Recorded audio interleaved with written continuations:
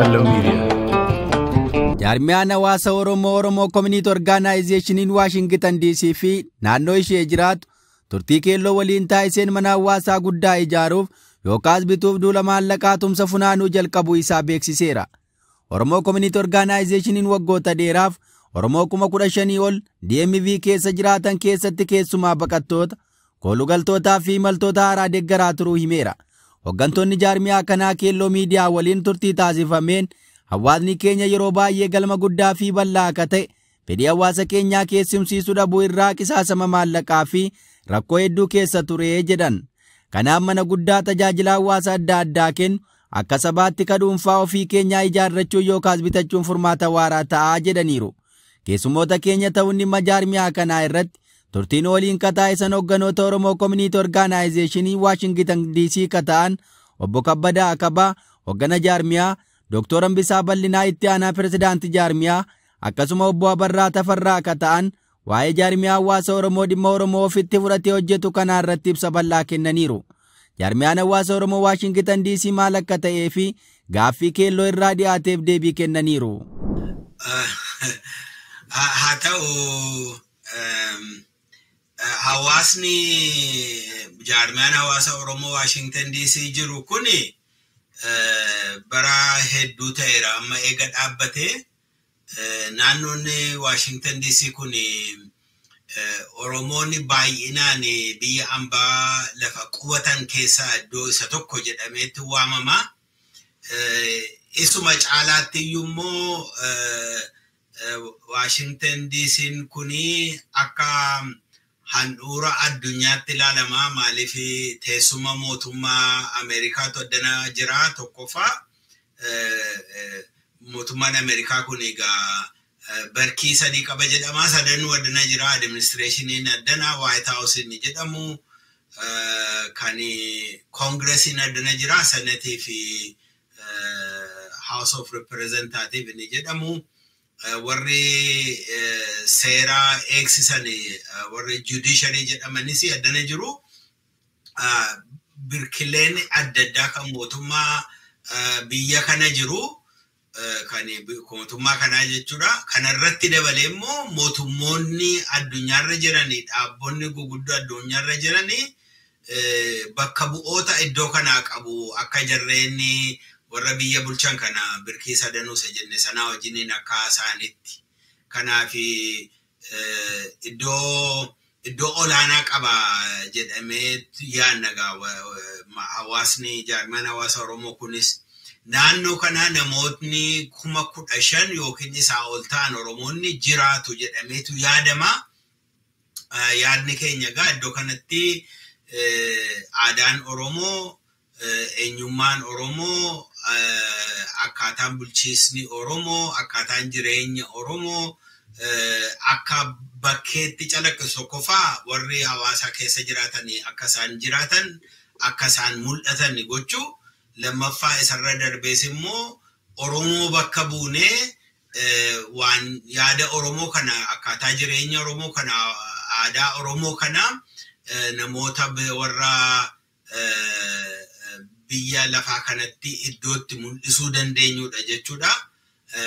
Kanaaf jalqaba kan goonu lammii Oromoo warra ta'ani warra baqattoota ta'anii warra addanatti guurratanii warra hojiidhaan biyya kana dhufanii warra sababa adda addaan barnootaan dhufanii isaan kana hundumaa tajaajiluudha akeekni jaarmiyaa hawaasa Oromoo addanaa jedheen dubbadhaa isaafee isinitti dabala.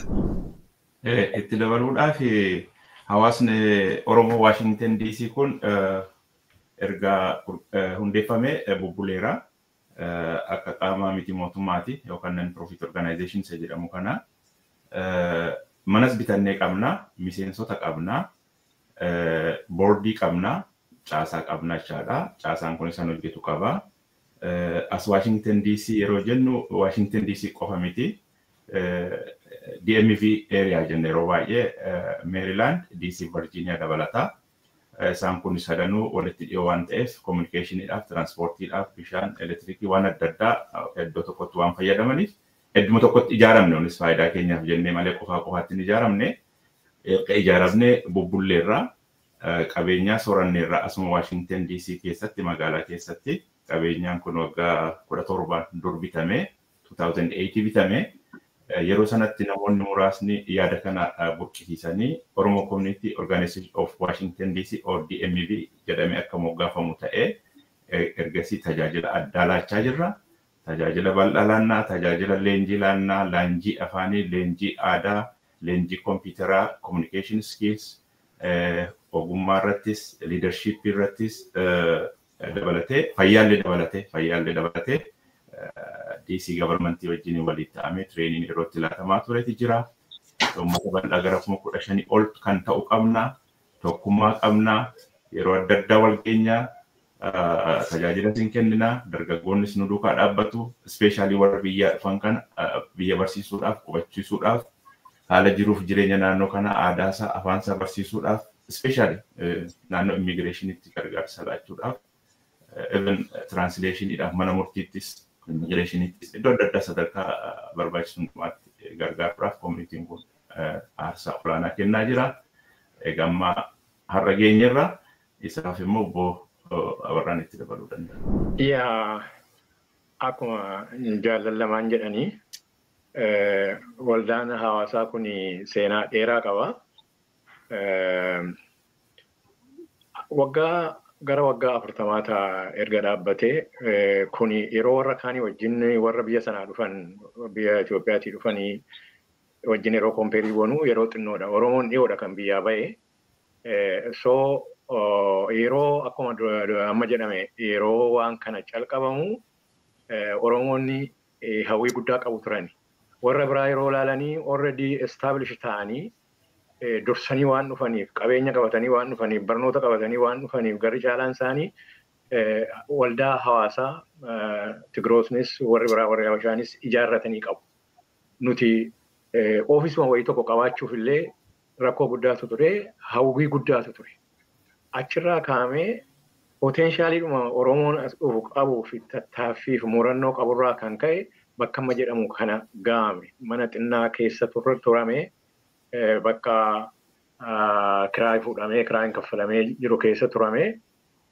Achirraa kaa'amee kan amma jedhamu kana manni bitamee tajaajilli adda addaa dargaggootaa fi murna adda addaatii fi waa baay'eetu godhamaa jira. Haa ta'u malee baay'ina gara boodaa kanarraa Oromoonni biyyarraa buqqa'anii baay'inaan gara kana dhufuun waan amma qabnu kuni tajaajila nuti kennuu barbaannuuf gahaa nu ta'uu dide. Kanaaf poteenshaalii qabnuu fi haala amma duratti jedhame Washington DC eriyaan kun haala inni keessa jiruu fi bu'aa inni fiduu danda'ullee Oromoodhaaf bu'aa inni fiduu danda'u irratti illee hundaa'ee amma gara caalaatti kan amma qabnu kana transform goonee sarvisii adda addaa nama hundumaa attraaktii godhuu danda'ee yuunitii Oromoo identity keenya, aadaa keenya, heritage keenya kan itti dagaagsuu dandeenyu godhuudhaafitu yaadatu jira, sagantaa adda addaatu jira, isa itti deemna. Egaa hamma kanaaf bakka fagoorraa ga'ee kutannoodhaan bakka kana gabuun mataansaa wanni guddaadha. Hojii guddaadha. Gara fuulduraatti gamoo kana caalaa godhuu dandeenya kan jedhuun qaba. Tarii waa xiqqootti dabaluu fi naannoo DMV jedhamu iyyuu malee akkas obbo Kabbadaan himanii Washington DC, Maryland fi Virginia, Northern Virginia jechuudha. Warra naannoo kana jiraniin haa hundaa'u iyyuu malee garuu jaarmiyaan kuni kan inni tajaajilu warra kana duwwaamini. Sababa adda addaan ilmaan Oromoo baay'een naannoo Washington DC kana dhufu. Namni biyyaa yeroo sababa adda addaan dhufu jalqaba lafanni dhufu iddoon mijuu fi addana dhufa. Addanatti hawaasi kun gargaaree waraqaa ittiin jiraatan fa'aa eega argatanii booda namoonni iddoo biraa iddoo isaanii mijuu filatanii yeroo booda deemu tokkoffaa. Isa kanarratti keessummoota baay'ee simachuudhaan keessummoota baay'ee biyya barsiisuudhaan ga'ee guddaa qaba. Lammaffaa karaa seeraa kana yeroo dhimma isaanii duukaa bu'atanii namoonni baay'een naannoo DC kana dhufu maali waan hundumtuu addana waan jiruufi addanatti Oromoon gargaaree akkuma sila jedhame turjumaana kenneefi waraqaa barbaachisu barreesseefi namoonni akka dhuunfaatti mana dhuunfaa isaanii illee boqochiisanii eega gargaaranii booda namoonni akkuma nama jedhee biyya adda addaa deemu kun isa lammaffaadha. Kanarratti dabalee immoo rakkoo adda addaa biyya keessatti dhalatu waan Oromoo ilaallatu tokko yeroo dhalatu namoonni iyyachuudhaaf mootummaa kanatti iyyachuudhaaf naannoo kana dhufu hiriirri nagaa ta'uu danda'a. Iyyannaan dhiyaachuu danda'a, mormiin jiraachuu danda'a, deeggarsi jiraachuu danda'a. Wanta kana ta'urrumatti jaarmiyaan hawaasaa kun utuu ofiisaaf akka jaarmiyaatti ilaalcha politikaa tokko qabatee tokko duukaan hordofin yookiin amantii tokko duukaa bu'ee amantii tokkotu hordofin giddu galeessa ta'eetu ilmaan Oromoo hundumaa tajaajilaa jechuudha. Iyyannoo kanarratti hiriira kanarratti akkasi. Kabiraanii kanamatti deemaa jirru fakkeenyaaf obbo Abarraan Nacaalaa gadi fageessee dubbachuu danda'a. Irreechi naannoo Waashingtan DC kanatti seeraa waan hundaa'ee kabajamaa jira. Isa kana keessatti hawaasni Oromoo gargaarsa barbaachisu kennuudhaan namoonni akka miseensaatti waan barbaachisu keessattis qooda fudhachuudhaan hedduu baay'eetu ta'a jechuudha. Kanaafiti yoo loosely gargaaramne utuu jabeessinee hin dubbatini akkuma akka bakka bu'aa Oromoo tokkotti akka embaasii Oromoo tokkotti jechuu dandeenya. Akka bakka bu'aa Oromoo tokkotti ta'eetu iddoo kana dhaabbatee daantaa Oromoo fi dhimma ilmaan Oromoo ilaalchisu tajaajila gargaara isa jedhu itti dabaluu barbaade. Jaarraa irraa keessatti saba tokkoof jaarmiyaan akka barbaachisu namuu itti walii gala. Jaarmiyaan rakkoo saba tokkoo miidhama nama dhuunfaas dafee furmaata itti taasisuuf filatamaa akka ta'e amanama. Jaarmiyaan hawaasa Oromoo Waashingtan DC barbaachisummaa jaarmiyaa isaanii erganuu ibsanii booda fuulduratti maal hojjechuuf akka jiran irratti galma guddaa ijaaruuf akka jiran himaniiru. Waa'ee galma ijaaruuf jedhanii gaafannee deebii kennaniiru. Jaarmaan kun jaarmaan Oromoo hawaasa Oromoo akkuma jedhame 501c3 tax exempt kan jedhamu non profitidhaan akkanatti ijaarame jaarmaa hawaasaati. Akkuma duratti jedhame Oromoota hundumaaf regardless of waan siyaasaa fi amantii fi waan adda addaa utuu hin ilaalini Oromoota hundumaa kan walitti qabu waan jaarmaa walitti naqabu tokko yoo qabaanne jaarmaa kana. Bakka biraatti waan adda addaa warri qabnu bifa adda addaatiin gurmaa'uu dandeenya. Garuu inni kun kan qabnu hundumaa walitti fidee bakka takkatti agoora tokko gaaddisa tokko jalatti walitti dhufnee akka uummataatti akka Oromootti waan Oromummaa ilaalu waan aadaa keenyaa waan heritage keenya ilaalu irratti hojjechuuf walii wajjin hiriiruudhaaf jaarmaa ijaaramee calqabarraa kanumaan ijaarame akeeknisaa ammas kanuma qabatee jira. Akkuma duratti jedhee jaarmoleen adda addaa inuma jiraatu kan siyaasaa waldaaleen amantaa hin jiraani masgiid hin jira cheerchiin hin jira suni waanuma barbaachisu haaluma isaatu barbaachisaa. Inni kun garuu kan walooti kan hunda keenya walitti qabu. Kanaaf namni hundumtuu akkuma duratti jedhee waan ilaalcha siyaasaa fi waan adda addaa qabaachuu dandeenya akka individualitti akka namootaatti. Garuu bakka kanatti akka Oromootti walii wajjin dhaabbachuudhaaf bakka itti dandeenyu kana. Isa kana garuu namoonni ummatootni biyya biraarraa dhufanii biyya kanatti qubatanii warri dur dhufanillee waldaa hawaasaa qabu. Amma biyya kanatti warri jiru sirnaan warra establishii ta'e. Jaarmaan hawaasa isaanii waan inni godhu kan warri siyaasaa godhan caalaa waa baay'ee godha. Achitti ijoollee isaanii, achitti aadaa isaanii, seenaa isaanii waan qaban hundayyuu achitti godhatu. Mana barnoota qaba, bakka itti ijoollee tireenii godhan waan adda addaa qaba. So isa kanatu taargeetii godha waldaan hawaasaa kun. So isa kana qabaachuun guddifachuun walii wajjin dhaabbachuun akka nuti akka uummataatti akka Oromootti gara fuulduraatti generationiin dhufu kun inni lammataa inni sadaffaa Oromoon akka fedhe ta'ellee biyya kanatti dhalootni biyya kanatti hinuma jiraatu. Waldaan hawaasaa kanaaf cimuu qaba, bal'achuu qaba, guddachuu qaba. Kanuma taargeetiin isaa.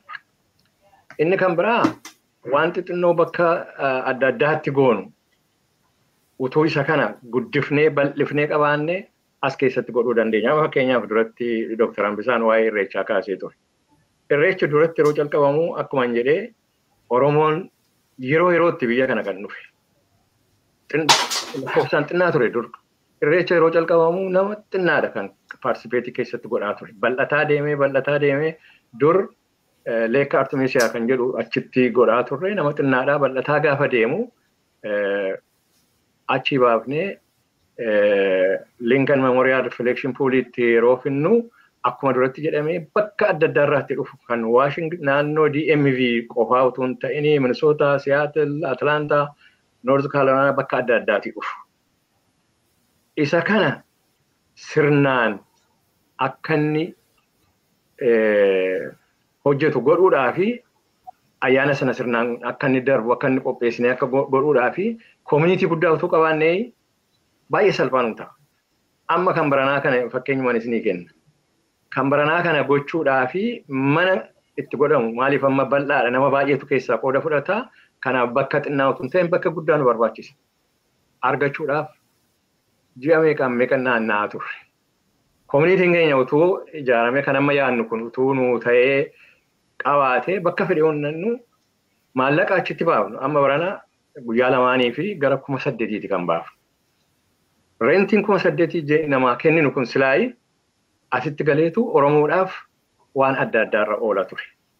So isa kanaa fi tokkichi jaarmaan tokkichi kan hunda keenya mataa walitti qabu jiru isa kana jedhee namana. Ani jaarmaa polotikaa keessa tureera.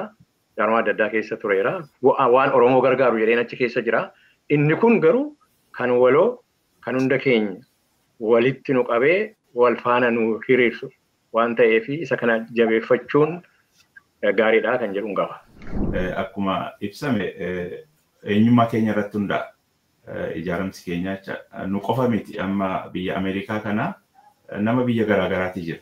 Duraan dursanii warri dhufan kun Middle Eastiidha jedhi akka Juushfaa fudhattee Awurooppaarraa jedhi Eejiyaarraa warra Chaayinaa jedhi asii warra Ispaanishotaa jedhi hundumti isaanii akka aadaa isaaniitti akka eenyummaa isaaniitti akka afaan isaaniitti ijoolleen isaanii afaan isaanii aadaa isaanii jiruuf jireenya warra isaanii biyyarraa dhufan akka irraanfannetti barsiisuudhaaf jajjabeessuudhaaf humneessuudhaaf ofitti amananii mana barnootaa dhaqan ofitti amananii hojii yoo deeman ofitti amananii hiriyoota isaanii duukaa oolan dubbatanii eenyummaa isaanii ibsanii aadaa isaanii ibsanii akka jiraatanitti caaseffameera biyyi kun. Beektonni keenya yeroo sana kana hundeessanis kanuma irratti hundaa'anii. So Oromo Community of Washington DC or the Great Washington DC inni jennu kuni kanuma irratti hundaa'ee jecha caasaa keenya irratti aadaa keenya irratti afaan keenya irratti gargaaru jajjabeessu ijoolleen keenya business mindedhaan akka guddatan IT technology irratti jabaatanii akka guddatan computer science irratti competent ta'anii international stage irratti of danda'anii akka jiraataniif gargaarsa gochuudha. Business owneroota baay'eetti ramma naannoo kanatu ilaaltanii inni kaan Abashaati, inni kaan Awuroopaati, inni kaan Awustiraaliyaati, inni kaan Ispaaniishiiti, inni kaan Chaayinaati. Hankeenyas akkasuma jira. Bizinesiin Oromoo namoonni bizinesii qaban gurguddoon jiru. So kanas dinamiti eenyummaa keenyas, dandeettii keenyas, ogummaa keenyas, beekumtii keenyas naannoo kanatti beeksisuuf, addunyaatti beeksisuuf irratti xiyyeeffatee mishinii biiziniin keenya kana guddisuuf, babal'isuuf kan irratti hundaa'ee kan dhaabbatedha dhaabni kun jedhee ibsu. Barbaachisummaa jaarmiyaa isaanii erga nuu ibsanii booda fuulduratti maal hojjechuuf akka jiran irratti galma guddaa ijaaruuf akka jiran himaniiru. Waa'ee galma ijaaruuf jedhanii gaafannee deebii kennaniiru. Eeyyee dhugaadha. Amma manni qabnu kun Washington DC keessatti argama. Sadarkaa 3 qaba. Gararraa qaba. Isa inni kireessineerraa gadirraa argannaa. Inni first floor irra jiru immoo walga'ii adda addaaf dhimma adda addaaf oola. beezimentii qabaa beezimentii sana keessa computer training laatamaa ture afaan laatamaa ture ijoollee qoda balatee jechaadha mallee gurguddatanii waan afaan Oromoo barataa turanii eenyummaa isaanii barataa turanii achitti wal ga'umti isaanii wal barumsi isaanii wal arguun isaanii egereema isaaniif iyyuu baay'ee murteessaa ta'e achitti wal bareenuu fuudhan achitti wal baranii mana barumsaa wajjin galan jiru har'a hiriyaa ta'anii maatii godhatanii kan dhaabbatan jiru so barsiisaa ture recently amma dhiyeenya kanatti torbee tokkoon durallee online laatamaa ture jechaadha afaan Oromoo Dr. Rambisan ibsuu danda'a so kanatti jira amma garuu ijoolleen keenyas waan baay'ataa dhufaniis namnis waan baay'ataa dhufes iddoon sun waan dhiphateef kana caalaa habjuu gaarii kana caalaa guddaa kana caalaa iddoo treeningii itti afaan Oromoo aadaa Oromoo even IT kana information technology jechaadha computeraa Gen AI faa kana maaliif hin barsiifnu ChatGPT faa maaliif hin barsiifnu sadarkaa addunyaatti hundumtuu beekumtii isaa argatee of baree uummata isaas tajaajiluu akka danda'u ijoolleen keenya qaroomanii akka guddatan kanarratti itti yaadaa jirra jechaadha. Hawwiin keenyas immoo kana bal'aa guddaa iddoo hundumaa keessumsiisuu danda'u ijaaruuf itti deemaa jirra. Tarii isa jalqabaadhuma sanaan illee na deemne maalidha mul'anni hawaasa kanaa yeroo jennu bal'isnee yoo keenye maanni jireenyi hawaasaa jireenyi nama dhuunfaas babal'achaa deema evolve godha amma lafaan yeroo ijoollummaa kootii ture hin jiru ani baay'ee deemeera karaa baay'ee yaadni koon deemaa guguddachaa deemaa bal'achaa deemaa lafa qabachaa deema maal jechuu dandeenya hawaasni jaarmaan hawaasa Oromoo Oromoodhuma mul'isuudha innaa jennee lafa keenya akeekni isaa Oromoo mul'isuudha irraa jenne Oromoo mul'isuun kun immoo jabana keessa geeddaramaa deema. Yeroo jalqabaa yeroo babarraanfaa jalqabanii Oromoo dhumti inni jedhamu kun biyya lafaatti namni maqaa isaa hin beeku naannoo diisitti namni dhaga'ee hin beeku. Kanaaf isaan dhama'ina guddaa godhanii Oromoo isa jedhu kana Oromoon jira saba Oromoon saba Afrikaa keessa jira isa jedhu sana himuudhaaf.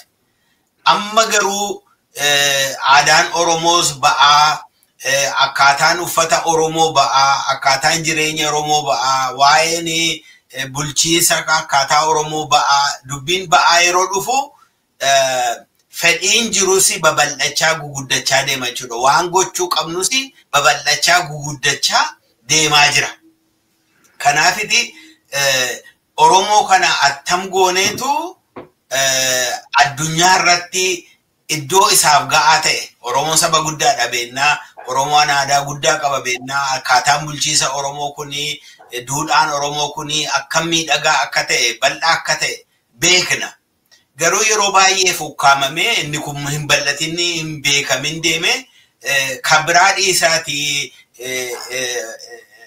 firoonni keenya warri ollooti keenya warra Afrikaadha warri Kenya warri Sudan warri Tanzania warri West Africa Nigeria maal kun yeroo argu namoota yeroo argu eessa yeroo jedhan Oromoodhaan Oromiyaadha yeroo jedhu eenyu Oromoo ni jedhu Oromoo saba bal'aadha miliyoonii 30 40 50 ta'a attamitti wallaaltu Afrikaa keessaa jedhan kanaafi maal jechuudha gaa kuni Oromoon kun hin beekamin jira kanaafi itti mul'isuudha inni kun attamitti mul'ata akkaataa jireenya isaa agarsiisuu mul'ata aadaa isaa agarsiisuu mul'ata ijoolleen Oromoo akka Oromoo takka uffatan akka Oromoo takka dubbatan duudhaa Oromoo akka qabaatan aadaa sanaan akka guddatan safuu Oromoo akka qabaatan gochuudhaan mul'ata warra kaanitti immoo ifanii kunoo safuun keenya kana aadaan keenya kana akkaataan jireenya keenya kana gadaa qabna gadaan immoo sirna dimookiraasiiti addunyaan iyyuu sarara waraabbattee jedha keekiyyaan addunyaan sirna bulchiinsaa irraa waraabbatte gadaan kun waan jabaadha jennee itti agarsiisuu qabna inni kun yeroo yerootti evolve godha warrumti biyya lafaa irratti saboonni beekaman iyyuu har'uma iyyuu haaraa godhanii mul'isu ani akkasii aadaan koo akkasii akkaataan jireenya koo akkasii akkaataan bulchiinsa koo akkasii jedhanii himu nummoo kana caalaa daraan babal'isnee himu walii keenyas wal barsiisuu qabna isa kanarratti hojii guddaatu hojjetamaa jira akkuma sila obbo Kabbadaanis jedhanii barsiisii adda addaa kennamaa jira amma iyyuu immoo ijoolleen Oromoo akkaataan isaanitti dorgommiin isaanirra jiru dorgommii naannoo ta'uu tafe amma dorgommiidhuma naannoo warri magaalaa tokko keessa jiran walii wajjin dorgoman miti. Amma addunyaan akkuma jirtutti mandara tokko taate biyya lafaarratti wal keessa deemuun hin baay'ate. Information technology waan guddate. Kanaaf attam goonetu ilmaan Oromoo bakka deeman hundumaatti China deemanii, Asia deemanii, Afrikaa deemanii, Awurooppaa deemanii, South Africa deemanii ilmaan Oromoo attamittiin dorgommii kana keessatti warra ga'oo ta'uu danda'u jennee isa sana gochuu danda'uudhaaf walii wajjiniin gurmoofnee qabeenya qabnu bal'ifannee iddoo bal'ifannee qabeenya isa qabnus horii isa baasii isa qabnus walii keenya biratti akka baasnee akka inni nu gargaaru akka inni nu bal'isu gochuu dandeenya inni jedhu waan barbaachisaadha waan hojjetamaa turedha garuu kana caalaa daran itti darbanii dabalanii kan gochuu maluudha jedheen dubbachuu barbaade. Kan amma jedhame hundarratti dabalame viizhiniin waldaan hawaasaa kun qabu calqabarra yeroo bu'uureffamerraa ka'ee tokkichuma. Uummata kana walitti qabee akka uummataatti akkuma duratti jedhame aadaa isaa seenaa isaa waan inni qabu hunda miidhagsee gara fuulduraatti addunyaatti akka inni mul'atu godhudha. Isa kana uummatni waan of harkaa qabu hin kabajne rakkootu isa mudata. Gara fuulduraatti deemuuf baay'ee rakkootti ta'a. Nuti iggoo 1419 V Street irratti yeroo hawaasni kuni wanni kutaa tokko keessa waggaa dheeraa ture. Yeroo sana kutaa tokko sana manatti xinnoo sana ofiisa hawaasa kanaa waan taatee fi akka guddaatti ilaalaa ture Oromoon.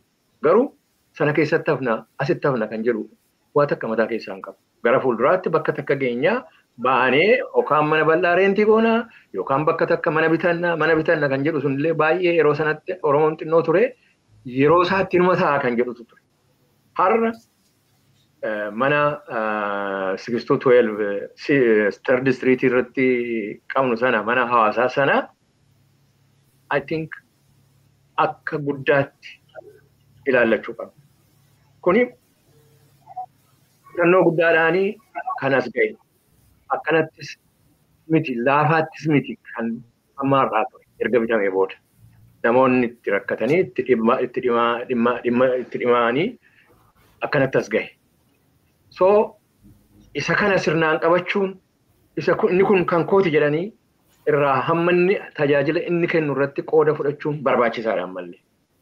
Haa ta'u malee kuni bakka Oromoon gahe jenereeshiniin haaraan dhalatee baay'atee baay'ina kana keessatti immoo jijjiirama addunyaa kana keessatti ta'uu fi uummatni tokkos aadaansaa fi afaansaa guddachaa deema bal'achaa deema waan barbaachisu hunduu akka isa waggaa 30 waggaa 40 yeroo calqabnee miti. Har'a ijoolleen keenya yeroo sana hin turre ijoolleen xinnoodha kan jiran meebii 5-6 yoo jiraatan. Har'a in number baay'eedha. Kolleejii keessa warra jirantu giraajuweetii warra godhantu jiru haayiskuulii warra jirantu ijoollee xinnootu jira. Jarri kun amma fedhiin isaan qaban fedhii har'a addunyaa kana irratti waan jiru irratti beesdii ta'aniiti. Isa kana chaalenjii kana mo'uu qabna. Chaalenjii kanaa fi mana amma jiru kana tuffachuudhaaf utuu hin ta'in chaalenjii jiru kana akka yeroodhaan solvii goonuu fi ijoolleen keenyas waan isaan barbaachisu yoo argatan caalaatti keessatti qooda fudhatu. Isaaniinis caalaatti isaan babal'isee akka isaan waan qaban jabeeffatanii aadaa isaanii afaan isaanii qabatanii ammoo biyya kana keessatti akkuma duratti Dr. Rambisaa fi Kabbadaan jedhanii biyya kana keessatti immoo kompiit godhanii dandeettii guddaadhaan ol ba'anii mul'atanii yeroo argaman nuunis nu boonsu ofii isaaniitis akka indiviijuwaalitti wanni guddaarraa argatu. So isa kanaaf kan amma kana duraa kan amma bakki as geenye kuni chaalenjii guddaa fudhateera. Kan amma nu fuuldura jiru immoo baay'ee waan taaneef salphaan utaa wal duukaa dhaabbanni. Wal duukaa dhaabbatanii gadi immoo eessayyuu ga'uun hin danda'amu. Kanaaf chaalenjiin nuyi qabnu amma kan qabnu bal'ifachuudha. Of harkaa qabna. Waan lafa jiru qabna. Isa bal'ifachuudha, isa miidhagfachuudha, faasiliitii adda addaa of keessaa qabaatee ijoolleen keenya hiriyoota isaanii affeeranii dhufanii comfortable bakka itti ta'an. Bakka biraa yeroo dhannu akkasi. Iddoo baay'een dhaqaanii hawaasa adda addaa nan ilaala. Nama hawwata. Utuun as ga'een jedha yeroo hundaa. Yeroo hundaa akkanatti hin gala gaafa naqu. Kanaaf isa kanaaf kanarra jira. Chaalenjiin amma jiru kuni chaalenjii bareedaadha. Uummata qabna risoorsiitu jira. Dhuguma akka jedhame immoo Washington DC duwwaa miti kuni capital city dha kuni. Namoonni biyya biraa jiran kan as keessa asirra darban akka duratti Dr. Hambisaan jedhe. Ani mataan koo nama nan immigireeshinii meeqaan meeqa gargaaree asitti hayyama argatanii hojii barbaachaaf isteetii adda addaatti warra darbantu jiru. Isaan kun mana isaaniiti. Manni asitti ijaaramu kan isaaniiti. Kanaaf waan of harkaa qabnu piroojeektiin of harkaa qabnu kuni piroojeektii guddaadha, piroojeektii yerooti, piroojeektii bu'aa fiduu danda'u jedha. Jaarmiyaan tokko maallaqaan alan socho'u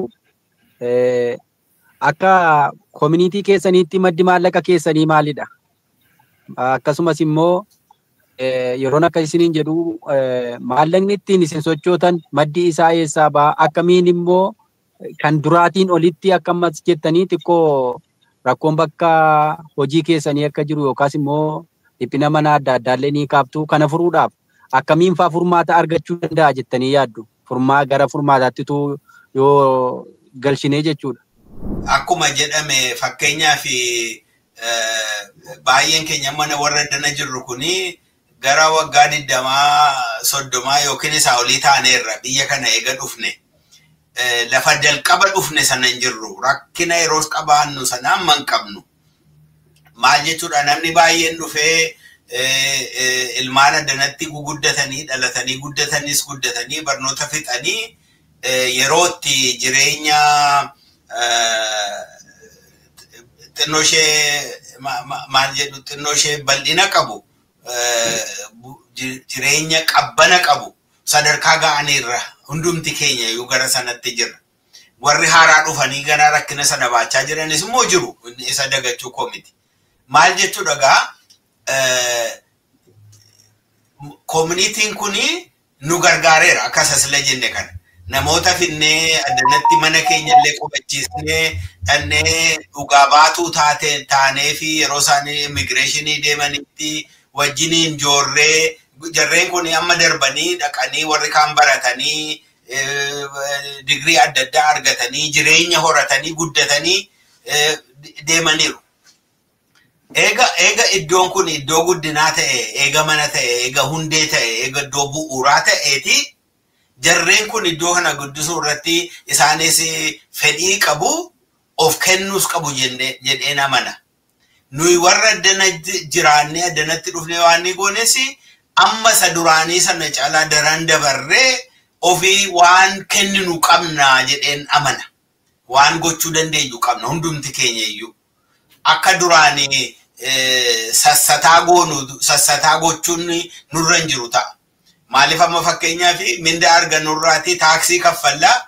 Taaksii yeroo kaffallu yoo isa keessaati waa goonee charitable donation yoo laanne yoo kennaa kennine inni kennaa kennine suni taaksii nuyi kaffallu nuu cabsaa. Kanaaf nuufuu gaariidha.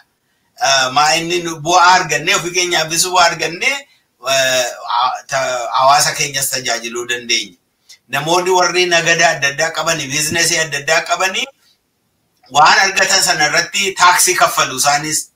Taaksii sana keessaatti dhufaniitu dhaabbata akka kan keenya 501c3 isa jedhame sila warra non-profit organizations jedhaman warra maal jettanii qaama mootummaan ta'in yookiin immoo warra dantaa yookiin profitii guurrachuuf hin dhaabbatin dhaaba tajaajila kennan jechuudha. Warra akkasii kana yeroo gargaaranii isaaniifis taaksii isaaniitu cabaafi.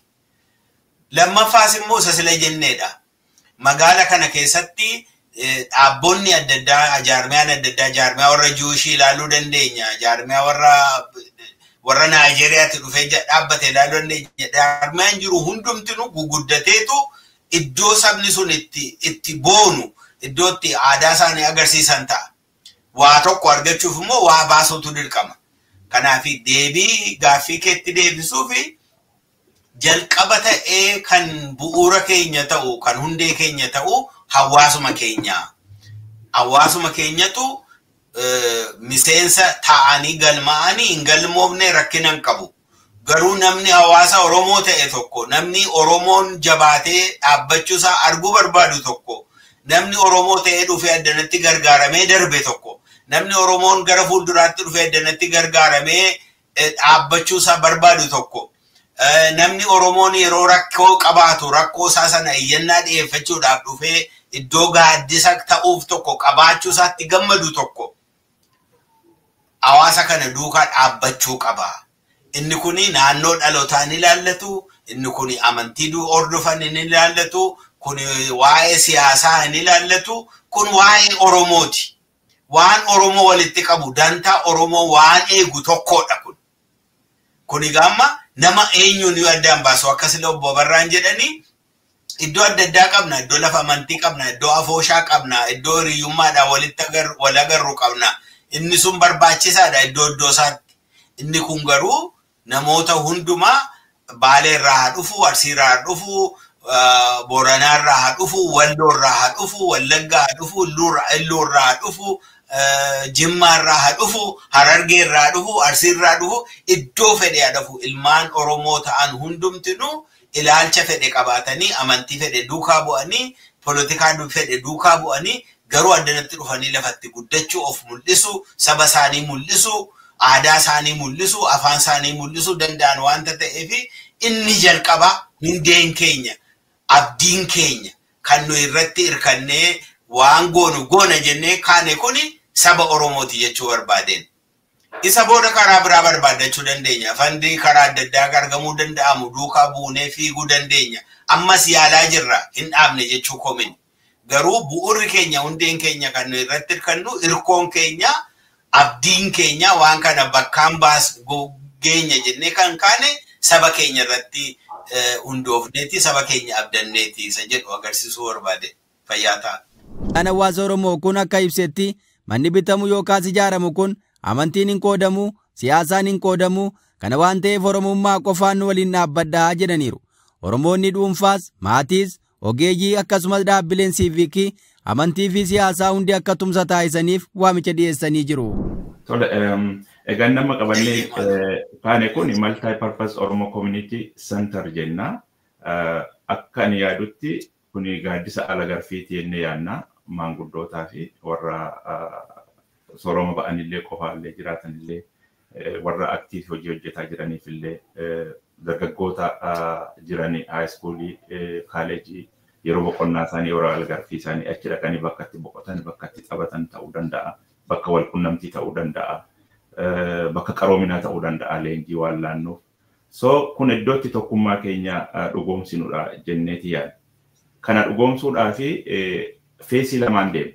Feesiin tokkoffaa yookaan marsaan tokkoffaa isa amma qabnu mana isa amma qabnu kana gara miliyoona walakkaadhaan isa binne kana sanammoo morgeejii isaa kaffallee almost parsantii gara 25% saafe kana guutummaa guutuutti kaffallee mana kana own goone isarraa immoo equity isaa yookaan immoo market value isaa gara 1.5 million ta'u kan qabannee yookaan qabsiifnee yookaan gurgurree gara projektii saawwinu kana isa guddaatti deemuufaadha.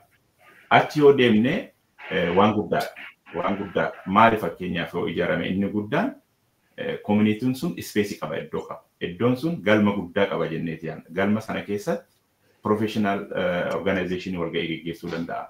Waldoota gara 8-9 jira naannoo kana miseensota kan qabanii waldaa kiristaanaa, waldaa ortodoksii, waldaa musliimaa, waldaa waaqeffataa, afooshaa adda addaati jira. Hanumti Oromoon odeessaa jira.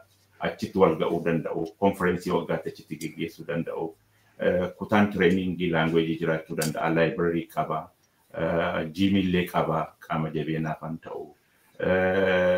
cultural show iddootti aadan illee wal agarsiisan coffee shop iddootti ta'anii buna dhuganii maanguddoonni keenya haasa'anii seenaa Oromoo aadaa Oromoo ijoollee dargaggoyyii iddootti dabarsanii seenaa iddootti dabarsanii jaalala iddootti dabarsanii jennee yaan kana gochuudhaaf feesiin inni jalqabaa isa kanadha.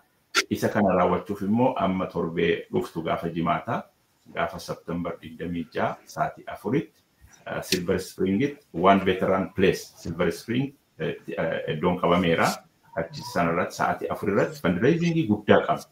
Fundraisingii kanarratti egaa taargeetii qabna. Isa kana horii funaanne herrega isaa kana mortgagii isaa cufne isa gara guddaa kanatti deemna jechaadha. Isa guddaa kana keessatti waa'een barnootaa jira, waa'een fayyaa barsiisuun jira, business owneriin achitti training laachuu danda'u, walga'ii geggeessuu danda'u, waa'ee teknoolojii wal barsiisuu danda'u, social media itti fayyadamuu danda'a, teknoolojii itti fayyadamuu danda'u. So many things. So bakki kun bakka guddaadha, bakka hawwinuudha. Isa erga goonee booda mortgage kana baran December 31st 2025 irratti kana cufne January 1 irratti dizaayinii keenya kan project study marii itti fufnaa jechaadha. Keessatti akkamitti yoom ijaarra kan jedhu. Egaa projektiin tokko life span qaba miti yeroo itti jalqabamu yeroo itti xumuramu qaba. Akka hawwii keenyaatti hin jalqabama 2026 keessa inni yaanna yeroo inni xumuramu it could be short term or long term waggaa 3 waggaa 5 isaa olii ta'uu danda'a. Hin jalqabnaa hinuma xumurrammoo uummanni keenyas nu duukaa dhaabbata kan namatti tolu waldaa amantootii haasofsiifneerra warra 9 jiran.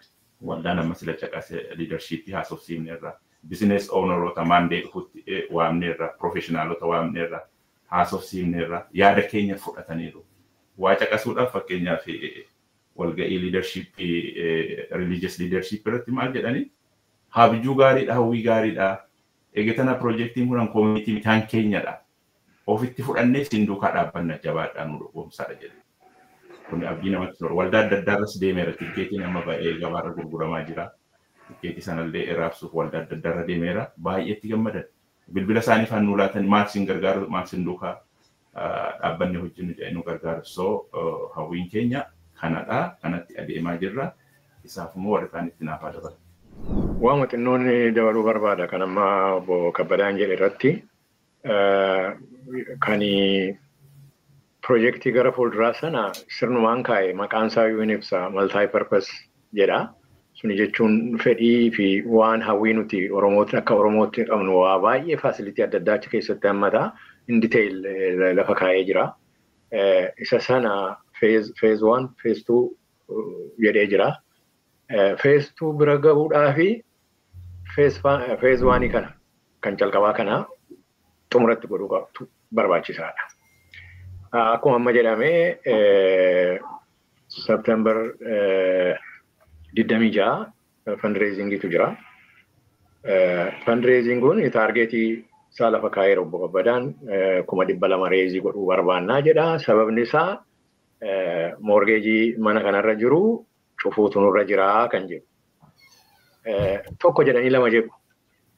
Isa kana godhuudhaafi isa kanarrattis yaada tokkoon qalbii tokkoon itti bobba'uutu nurra jira. Oromoon jirru kuni hundi akka tokko miti. Some are more blessed. Isa tokkorra.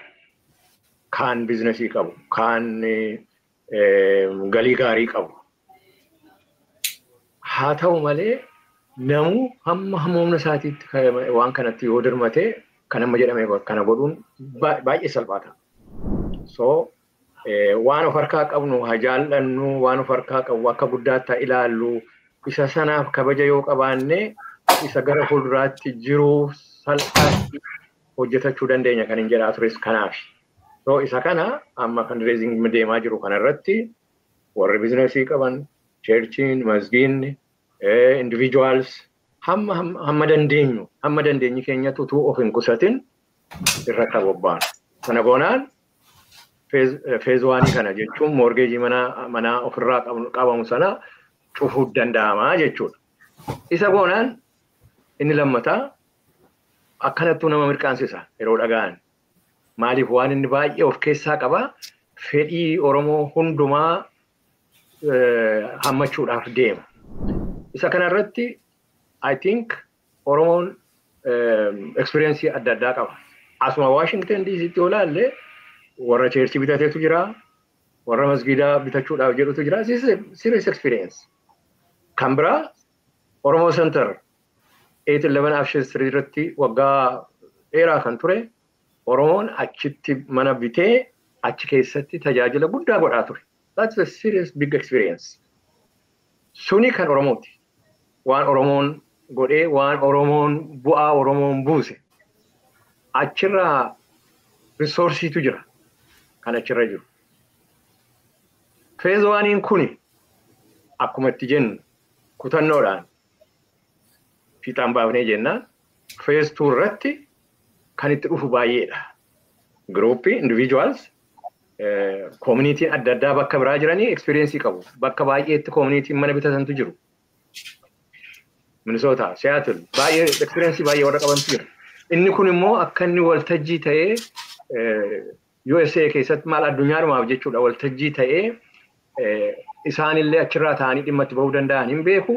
Isarra darbee immoo this is pride Oromooti asitti akka imbaasii tokko mana gaarii tokko resource sentara gaarii tokko qabaachuun kan hundi keenya bakka jirutti itti boonu. Kanaaf inni phase 2 sana keessatti nama baay'eetu irraa qooda fudhachuu danda'a kan jedhu dabaluudhaa fi anillee akkuma duratti jedhee bakka baay'ee keessatti qooda fudhadheera. Oromo Center keessatti warra qooda fudhatan keessaa tokko ani. Resourceetu jira. Resourceen suni phase 2 irratti kan yaannu sirnaan hojiirra ooluudhaa fi resourceen sun achirratti dabalama kan jedhu qabu warri dhufuu danda'a kan jedhu qabu warri Oromo Center boardiin Oromo Center illee. So kan akkanaa baay'eetu jira. Abdii guddaa namaa kennaa jechuudha. Akkanatti impitii irratti kaanee lafaa kaanee waa goonaa miti kan resourceen kan equity'n kan mana sanarra jirutu jira. Kan bakka adda addaatti dhufutu jira. Phase 2 kan ammaa kana caaraallee salphaan ta'a kan jedhu qabaanii yoo jabaannee Waaqayyo nu gargaare we will be successful. Kan itti boonnu ta'a. Nu qofaa utuu hin ta'in generationiin dhufu dhalootni dhufu kan itti boonnu ta'a.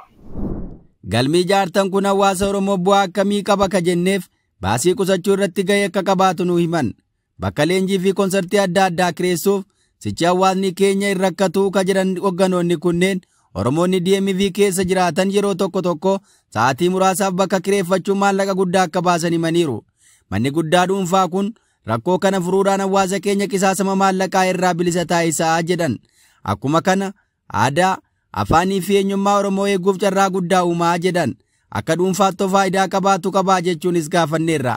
Gaggeessitoonni jaarmiyaa kanaa deebii qabu. Sila waan baay'een ka'ee ture amma akka attamitti jirra isa jedhu yoo ilaalle tarii inni tee deemnu sun maal fakkaata isa jedhu caalaatti ibsa jedhee yaada. Tokko amma yeroo si'anaa kanatti cidhi tokko yeroo ta'u wanta iddoo bal'aa hin qabnee fi mana ormaa dhanneetu namni keenya horii guddaa itti dhangalaasaniitu galma kiraayee fudhatu. Birrii 15,000 isaa oliyyuu deemuu danda'a jedhee yaada namni baay'een kan baasaa jiru. Lammaffaa yeroo hawaasa keenya keessatti namni tokko nu biraa du'u nama sana geggeessuudhaaf awwaalcha booda immoo lafa taa'ee namoota maatii itti jajjabeessan argachuudhaaf horii guddaatu namoota dhaabbota adda addaa fi kaffalameetu dhaqee godhamaa jira. Isa kanarratti yoo maanni leenjiin tokko ta'uudhaaf deeme leenjii ta'uu kanaafi bakka biraa dhanneetu hawaasa biraarraa kiraayee fudhannee horii guddaa kaffalaa jirra. Amma walgahii amma waamaa jirru kana iddoo waan hin qabnee fi waan veteran place itti goonaa jedhee sila obboleessi keenya dubbateera. Iddoo sanatti dhannee horii guddaa kaffalleetu iddoo sana yeroo gabaabduuf sa'aatii 3-4 fi kiraayee fudhanna. Inni kun maal jechuudha? Qabeenyaa nuyi qabnu iddoo biraatti dhangala'aa jira. Nama biraa guddisaa jira. Hawaasa biraa tajaajilaa jira. Akka nama jiru kanatti.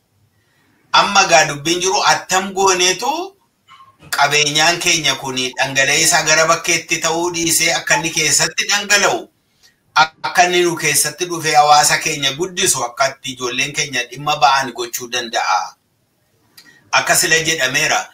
Amma seenaa Oromoon ennaa walii arguu barbaade iddoo dhiibbaa hin qabne tokko iddoo wacii hin jirretti wal arguu barbaade mana ormaa deema malee kan keenya hin qabnu iddoo bal'aa ta'ee taa'anii tasgabbiidhaan hiriyoota wajjin haasa'an hin jiru. Ijoolleewwan keenya bakkeetti wal arguu barbaadan mana ormaa dhaqu malee iddoon hin jiru. Namoonni hawaasa keenya keessatti namoonni akka koo kana dudulloomaa jiru. Namoonni warri dudulloomaa jiran kuni lafatti wal ga'anii walii wajjiniin mari'atanii walii wajjiniin oolan hin qabani. Oolmaa iddoo oolmaatu barbaachisaa jechuudha.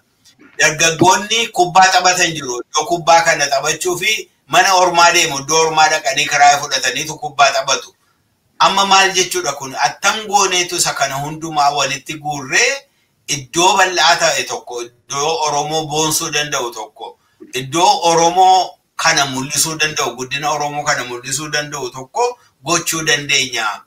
Walga'ii yoo barbaanne kuni advocacyidhaaf walga'ii na barbaanne lafatti waa'ee biizinesaa walii wajjiniin taa'anii mari'annee karaa falli tokko yoo barbaanne lafatti boqonnaa tokko lafatti waa'ee nageenyaa waa'ee fayyina namaa walii wajjiniin haasofnu goon tokko yoo qabaanne attamitti goonaa inni jedhu kuni isa kana hundumaa walitti guurree iddoo tokkotti gochuu hin dandeenya. Inni kun immoo hin danda'ama asa jedhudha. Hin danda'ama. Maaliif waggaa 17 dura namoota yartuu ta'anii mana isaa amma jiru kana bitanneerra. Obbo Abarraan akka himan immoo waggaa dheeraa fuuldura namoonni waggaa 17 turan sana caalaa baay'inaan namoota yartuu ta'anii walitti dhufanii Oromoo Centersa jedhu sana bitanii dhaabanii tajaajila kennaniiru. Isarra darbee immoo namoonni dhuunfaa amma dhufnee biyya kana keessatti ilmaan Oromoo warra danatti dhalatanis biyya warra dhufanis dhufanii mana iyyuu bitachuu danda'aniiru. Waldaa kiristaanaa 2-3-4 bitameera. Maal jechuudha inni kun hin danda'ama. Waan bal'aa tokko humna keenya walitti kuusnee binne akka hawaasa keenya tajaajilu gochuun hin danda'ama.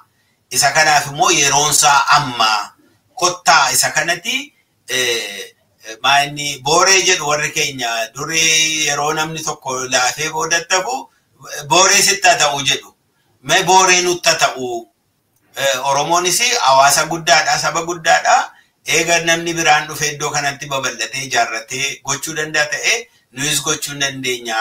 Mee kottaa wal geenyee mari'annu kottaa wal agarru isa jedhuufiti marii adda addaa gochaa turre gochaas jirra.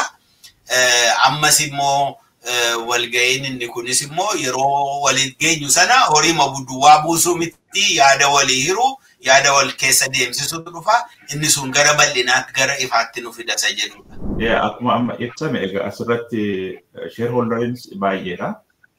Akkuma isinitti namoota dhuunfaa namoota biizinesii qabanii dargaggoota maanguddoota waldoota kiristaanaa waldaa ortodoksii musliima waaqeffata afooshaa namoota dhuunfaa baay'ee qunnamaa jirra. Kana qofaa miti. Koominiitota USA keessa jiranillee warra gaggeessitoota duukaa akka Minnesota akka Washington Seattle California isaanis akkasii kan duukaa marii gurguddaa gaggeessineera. Ogeessota duukaas gaggeessineera. Jabaadhaas wajjin dhaabannaa jedhaniiru. Akkuma jedhamee tikkeetii gurguramu kana qofaan utuu hin ta'in namoonni dhuunfaanis warri biizinesii qabanis nu gargaaru nu duukaa dhaabbatu jenneeti yaada. Ansin dhibu amma guddaa fakkaata malee wanti kun nama morgeejiin nurra jiru kuni namumti kurnan tokko namumti 15 yoo baay'ate cufuu danda'a waan guddaa miti. So annu barbaachisu yaada isaatti amanuudha, yaada isaa fudhachuudha, yaadaan nu duukaa dhaabbachuudha akkuma amma Dr. Hambisaan jedhe horii qofatu hin ta'in yaaduma isaa amananii fudhatanii jirra sin duukaa ogummaadhaan sin gargaarra, yaadaan sin gorsina, horiidhaan sin bira dhaabbanna, yeroo keenyas sin ilaanna kan jedhudha barbaanna. Bu'aa isaa keessaa tokkoon hin caqasamiin hafee galmi uni jennu kun galma guddaadha. Nama 300 amma 400 500 kan qabudha. Kana gochuudhaan immoo yeroo uni itti tajaajilamnetti akkuma koominiitii biraa fidannee mana kireeffannee horii adda addaa itti baasu kan isas kireessinee sanarraa galii argamuun gamoo sana bulchuu hin dandeessu.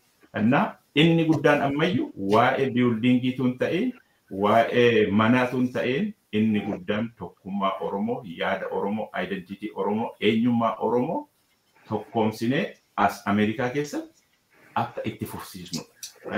Dhalli dhala keenya ofirraan fudhachuu qaban. Keessaa dhufan irraan fudhachuu qaban. Namoonni biroos akkasuma godhu. Identity isaanii maalummaa isaanii qabataniitu Ameerikaa duukaa kompiit godhanii dorgomaniitu jiraatu. Malee hansaanii gadi qabanii boquu garbusanii hin jiraataa jeneensi. Inni akkana jenereeshinii kanatti dabarsuu barbaanna. Kun immoo gadulloo jirra kuma seera dubbabe. Ijoolleen keenya jiru, garuu nu gargaaraa jiru. Ijoolleen ijoollee keenyaas jiru, nu duukaa dhaabbachaa jiru. Torbee darballee interviewin ta'ee argitanittoo ta'ee teenagerii, college graduate, youngerii, OMN irratti interview laatanii tura. Hansin dhibu maal jedhan ijoolleen kun? We want to see ourselves in it jedhan. Ichi keessatti of arguu barbaanna. Boquu keenya ol qabanne adeemuu barbaanna akkuma warra kaanii. Kanaaf nu gargaara jedhaniitidha interview sanatti deebii laatanii. So kanadha. So kanarratti nu duukaa dhaabbadhaa. Nama dhuunfaas haa ta'u, business ownerootas haa ta'u, as biyya keessa, as Ameerikaa keessas haa ta'u, eessa yoo ta'u, we are ready yoo nu gargaaru barbaaddan immoo akkaataan itti horii nu ergitan team transfer nu gochuu danda'u Oromo Community DMV@gmail kanaan nu erguu dandeessu, nu bilbiluus dandeessu, in personis nu qunnamuu dandeessu. In person immoo yoo dhuftan akkuma sila dubbatan gaafa September 26 sa'aatii 4 irratti One Veterans Plaza, Silver Spring, Maryland, achitti akka nu argamtanii warri dhufuu hin dandeenye immoo idduma jirtan taatanii gargaarsa keessan horiisaa ta'uu yaadasaa ta'uu nu erguu dandeessu jedha karaa. Jaarmiyaaleen hawaasaa gosa adda addaan ijaaramuun uummata isaanii tajaajilu. Jaarmiyaan hawaasa Oromoo kun garuu kan adda taasisu jaarmiyaa siyaasaa fi amantiin namoota hin qoonne akka ta'e himaniiru. Waa'ee jaarmiyaa kanaa irratti amantii fi siyaasa ni ilaallataa jennee gaafanneef bakka bu'oonni kunneen deebii nuu kennaniiru. Sila dubbanneerraa hunduma isaayyuu lakki ko Oromoon saba, sabni immoo waan hedduu of keessaa qaba. Dhiirri jira, dubartiin jirti, ijoolleen jiru, maanguddoonni jiru, dardaroonni jiru, dargaggoonni jiru. Karaa amantii immoo amantii adda addaa duukaa buunaa waaqeffataan jira. Kiristiyaanni jira, Islaamni jira, namni amantii ta'e duukaa hin buune illee jira. Karaa hawaasaa immoo karaa siyaasaa immoo namni ilaalcha siyaasaa, hubannaa siyaasaa adda adda qaba. Nuyi waa'ee amantii tokko, waa'ee naannoo tokko, waa'ee iddoo dhaloota tokko, waa'ee dubartii yookiin dhiiraa yookiin daa'immanii waa nam tokko duwwaa mini kan nuyi jennu. Oromoo jenna. Oromoon isa kana hundumaa of keessaa qaba. Yeroo Oromoo jennu guutummaa isaati dubartiis dhiiras namicha isa dheeraas isa gabaabaas isa furdaas isa qallaas isa Arsiitti dhalatees isa Baaleetti dhalatees isa Wallaggaatti dhalatees isa Hararitti dhalate eessatti isa dhalate Ameerikaatti yoo dhalatu namni Oromoo ta'e Jaapaanitti dhalatu lafatti dhalate Oromoo nama ta'e sana guutummaa isaa ilaalcha isaa wajjiniin guutummaa isaa tajaajiluudha. Abbaadhumti fedhe hawaasa sana keessatti tajaajila barbaade jennaan iddoon kun yoo jiraate yoo iddoo guddaa barbaade ta'e fakkeenyaaf galma guddaa dhaabbannu sana barbaadannaa ta'e toora qabsiifatee akkuma seera biyya lafaatti toora qabsiifatee gaafatee toorri isaa eegamee fi godha. Malee ati amantii kana duukaa buutaa naannoo kanaa dhufte ati dhiiraa dubartii miti ati dubartiidhaa dhiira miti jedhamee qoodaan hiruun hin jiru. Oromoo hundumaa akka Oromummaa isaatti tajaajila. Amma ammaattis hawaasni kuni namoota hundumaa nama Oromoo ta'e tajaajilaa jira. Amantiin gaafatu, siyaasaan gaafatu, iddoo dhalootaan gaafatu. Oromoodha taanaan fedhii isaa sana irratti waan Oromoon isa gargaaruu danda'u, waan nama sana tumsuu danda'u hundumaa gochuudhaan tajaajilaa jirra. Isuma sanatti fuufna. Keessuudhaan mataniiru. Galma Oromoo guddaa ijaaruuf karoorsinee kana waliin akka xumurruuf uummanni keenya Oromoon deeggarsa nu barbaachisu nuuf taasisuu jedhan. Xumura irrattis Oromoo Community Organization'iin Oromoota DMV guutuu Ameerikaa ardii garaa garaa irra jiran hundaaf tajaajila bal'inaan kennuuf kutannoon hojjetaa akka jiru himuun Kanaaf Oromoonni hundi sagantaa kana ofitti fudhachuun gumaacha maallaqaa fi tumsa garaa garaa kennuun hojii kana akka milkeessan dhaammataniiru. Dhaamsi isaanii kunooti. Akkuma dura jedhe ispeeshaalii piroojeektii mana guddaa kana kan piroojeektiin sun kan yaadamee fi mana ijaaruudhumaaf miti for the sake of it. Parpaziinsaa amma sarviisii adda addaa mana amma qabnu keessatti kennuu kan dadhabne waan nu dadhabsiisan sababa adda addaatu jira. Ani yeroo baay'ee koomunitii kana keessatti qooda nan fudhadhaa. Election committee irratti yeroo baay'ee qooda fudhadheera. Namoota akka boordii irratti fedhiidhaan boordiitti seenanii hojjetan yeroon gaafadhu waa baay'een dhagaa. Namni hundumtuu waa barbaada. Sarviisii barbaada. Yeroo waa godhu waa argachuu barbaada. Maaliin keessaa qaba? Maaliin argadhaa kan jedhu qaba. So bakka amma jirrutti humna dhabuudhaan, risoorsii dhabuudhaan waan sarviisii adda addaa kan barbaadamanii mana sana kan miidhagsan, kan waa baay'ee godhan, kan ijoollee atiraaktii godhuu danda'a, waa baay'ee godhamuu danda'ama sila. Garuu risoorsiin hin jiru. Namni sirnaan itti dhufee gurmaa'ee kutannoodhaan itti dhufee yoo wal duukaa hiriire malee salphaa miti. Isa guddaa kana garuu yeroo itti yaadamu akkamitti isa xinnaa kana hin dandeenye isa guddaa bira akkamitti hidhattuu jedhamuu danda'ama. Isa guddaa kana ekspeeriensii isa xinnaa irraa qabnuu fi ekspeeriensii bakka adda addaatti muuxannoo bakka adda addaatti godhame magaalaa kana keessatti kan Oromoon godhe. Ani risoorsii Oromoon qabu waan Oromoon godhe hunda akka kan Oromootti ilaala. Magaalota adda addaa keessatti kan Oromoon godhe yeroo laallu jira kana dirmachiifnee muuxannoo qabnu kana goonee ichoominaan booreedhaan waan amma barbaannu faasilitii barbaachisu sana faasilitii adda addaa kan achi keessatti barbaadamuu fi sarviisii namoonni adda addaa murni adda addaa individuaaliin mata tokkeen nama kan barbaadu achi keessatti akka argamu godhuudhaaf. Kanaaf amantii kan fedhe haa ta'u, saala kan fedhe haa ta'u, namoonni waan barbaadan sarviisiin barbaadan baay'een isaanii achi keessatti listii ta'anii jiru. Isa kanaaf manni sun barbaachisaa kan inni ta'u kanaaf. Sarviisii sana achi keessatti argatanii jennaan, for example, ijoolleen yaangiin waan generationiin ammaa kun barbaadu, teknooloojii inni qabu, waan treeningii inni godhu, waa hundaa'uu achi keessatti argatanii jennaan mana isaanii ta'a, bakka isaan oolan ta'a. Irraa baqachuu dhiisii mana isaanii ta'a, achitti wal argu, achitti waan barbaadan hunda godhuu danda'u. Kanaaf isa kana irratti bakka sana akka geenyuuf kan amma nu harka jiru kana feezii isa jalqabaarra kan jiru kana mana sanarraa moorgeejii jiru ofirraa fixuun murteessaadha, hin danda'amas. So fundraisingii gaafa 26 jiru kanarratti akkuma amma jedhamee zeleedhaan wanni godhu gargaaruun danda'ama. Oromoo Community DMV @gmail.com akkuma obbo Kabbadaan jedhamoo karaa adda addaa warra boordii keessaa tireejarii namoota adda addaa qunnamanii wanni godhuun danda'ama. Gaafa sana immoo baay'inaan argamnee akka inni riyaalitii ta'u bu'aan achirraa argamu waan hunda keenya boonsu warra boordiirra jiran warra piroojeektii kana hojjetan utuu hin ta'in akka Oromootti akka nu boonsu isa itti aanutti gulantaa itti aanutti darbuudhaaf akka humna nuu ta'u haa goonu. Kanaaf abdiin guddaan kan jiru namoonni naannoo biraa jiranis akka kan isaaniitti ilaalu piroojeektii dhufu kanaa isa kanaaf kan amma of harkaa qabnu kan nuti qofaan godhuu dandeenyu kan amma of harkaa qabnu kana nuti qofaatu godhuu danda'a. Namni dhufee kanatti dirmatee moorgeejii nurraa hin baasu. Rakkoodha kana nu godhaa jedhamee warrumti as jirru kuni kanatti dirmannee kana yoo cuufne feezii kana yoo darbe koomunitiin kuni feeziin itti aanu salphaa nu ta'a.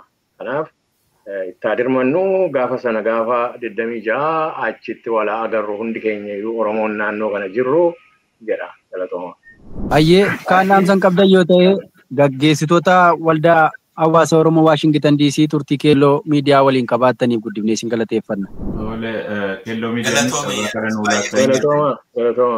Yaaqib deebii nu gochuu keessaniif guddaa galatooma. Akkuma irra deddeebi'amee dubbatame biizinasii keessatti matters the most and jedhu location.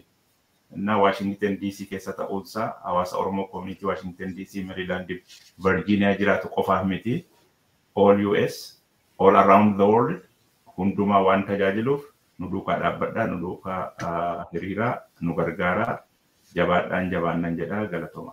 Egaan kabajamoo dhaggeeffattootaaf daawwattoota Keelloo Miidiyaa turtiin hogganoota jaarmiyaa hawaasa Oromoo Washington DC waliin taasifne kanan gaammaa dhaggeeffattan ture qophii Keelloo fi waliin turtii gaarii.